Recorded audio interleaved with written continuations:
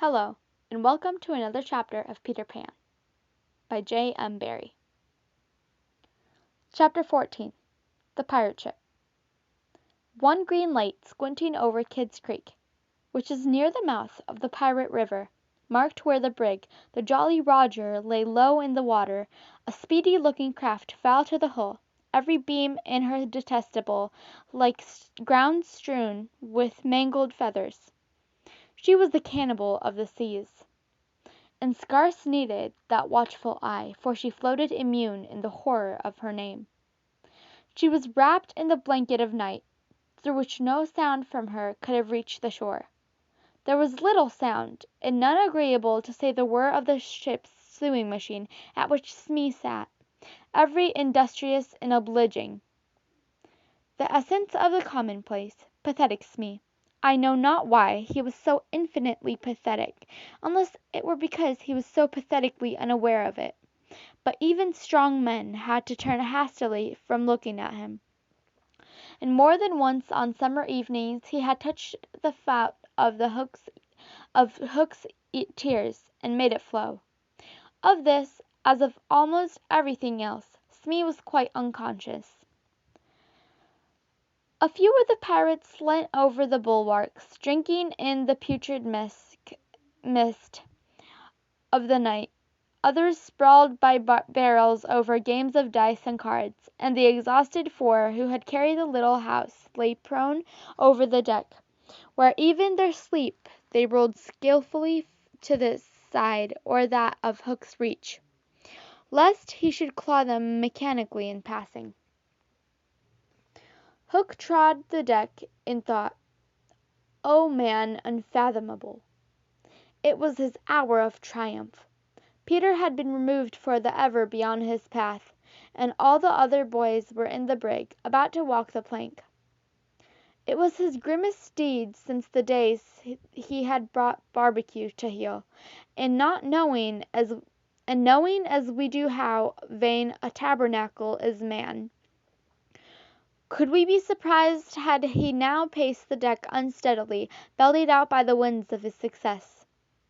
But there was no elation in his gait, which kept pace with the action of his sombre mind. Hook was profoundly dejected.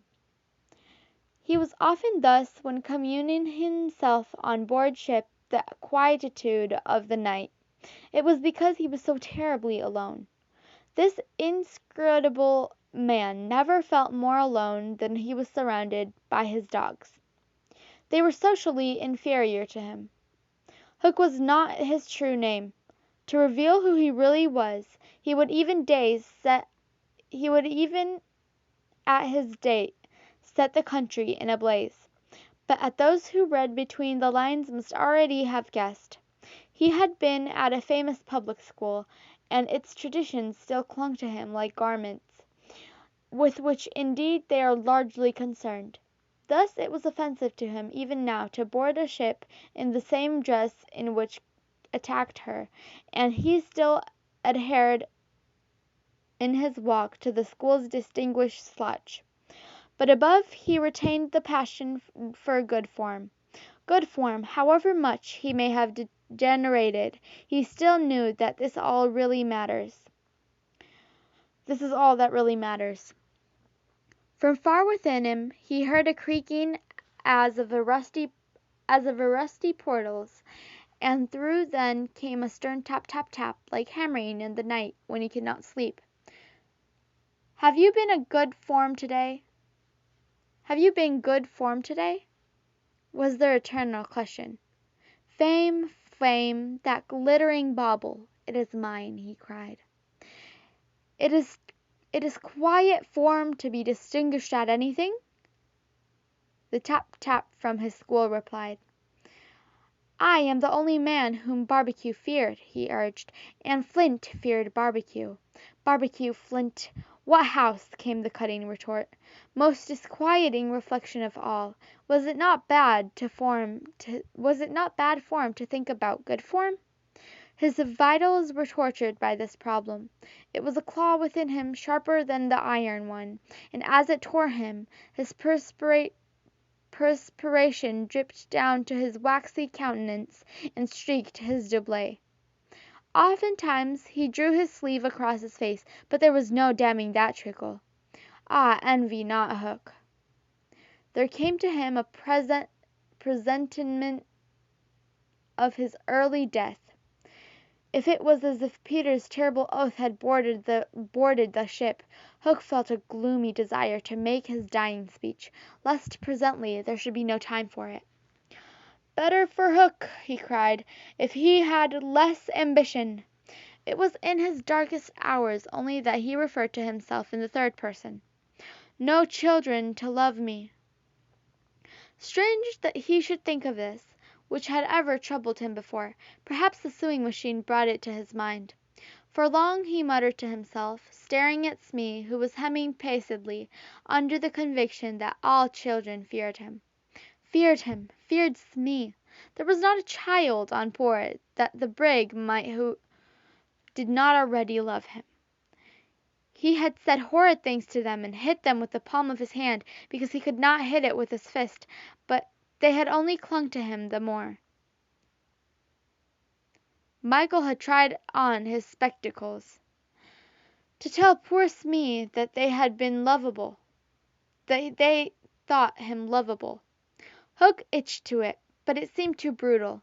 Instead he revolved his mystery in his mind. Why do they find Smee lovable? He pursued the problem like the sleuth hound he was. If Smee was lovable, what was it that made him so? A terrible answer suddenly presented itself. Good form? Had the boatswain good form without knowing it, which is the best form of all? He remembered that you have to prove you don't know you have it before you are eligible for an elite social club at Eton called Pop. With a cry of rage he raised his iron hand over Smee's head, but he did not tear. What arrested him was this reflection: to claw a man because he is in good form. What would that be? Bad form! The unhappy Hook was powerless as he was damp, and he fell forward like a cut flower. His dogs thinking him out of the way for a time, discipline instantly relaxed, and they broke into a drunken dance, which brought him to his feet at once, all traces of human weakness gone, as if a bucket of water had passed over him. "Quiet, you scugs!" he cried, "or at least I'll cast anchor in you." At once the din was hushed. Are all the children chained so they cannot fly away?" "Aye, aye." "Then hoist them up." The wretched prisoners were dragged from the hold, all except Wendy, and ranged in line in front of him. For a time he seemed unconscious of their presence. He lolled at his ease, humming, not unmelodiously, snatches of a rude song, and fingering a pack of cards. Ever and anon the light from his cigar gave a touch of color to his face. "Now then, bullies," he said briskly, "6 of you walk the plank tonight, but I have room for 2 cabin boys. Which of you is it to be?" Don't irritate him with unnecessarily," had been Wendy's instructions in the hold, so Toodles stepped forward politely. Toodles hated the idea of signing under such a man, but an instinct told him that it would be prudent to lay the responsibility of an absent person, and thought a somewhat silly boy. He always knew that mothers alone are always willing to be the buffer. All children know about mothers, and despise them for it, but make constant use of it. So Toodles explained prudently: "You see, sir, I don't think my mother would like me to be a pirate. Would your mother like you to be a pirate, Slightly?" He winked at Slightly, who said mournfully, I don't think so," as if he wished things had been otherwise. "Would your mother like you to be a pirate, Twin?" I don't think so, said the first twin, as clever as the others. Nib would stow the scab, roared Hook, and then the spokesmen were dragged back. You, boy, he said, addressing John, you look as if you had a little pluck in you. Didst never want to be a pirate, my hearty? Now John had sometimes experienced this hankering at mass, and he was struck by Hook's picking him out. I once thought of calling myself Red-Handed Jack, he said defiantly. And a good name, too.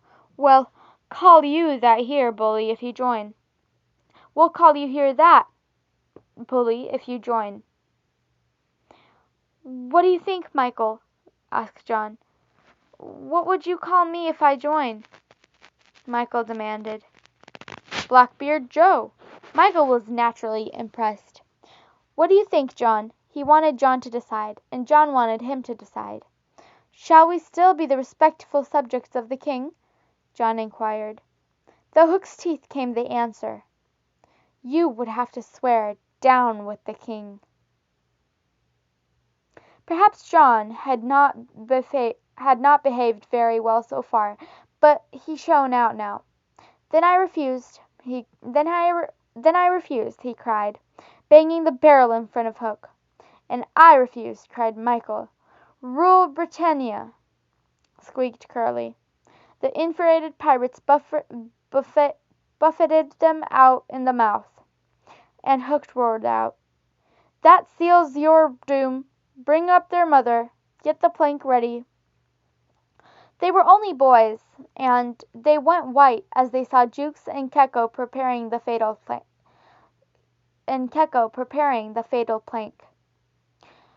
But they tried to look brave when Wendy was brought up. No words of mine can tell you how Wendy despised those pirates. To the boys, there was at least some glamour in the pirate calling, but all that she saw was that the ship had not been tidied for years.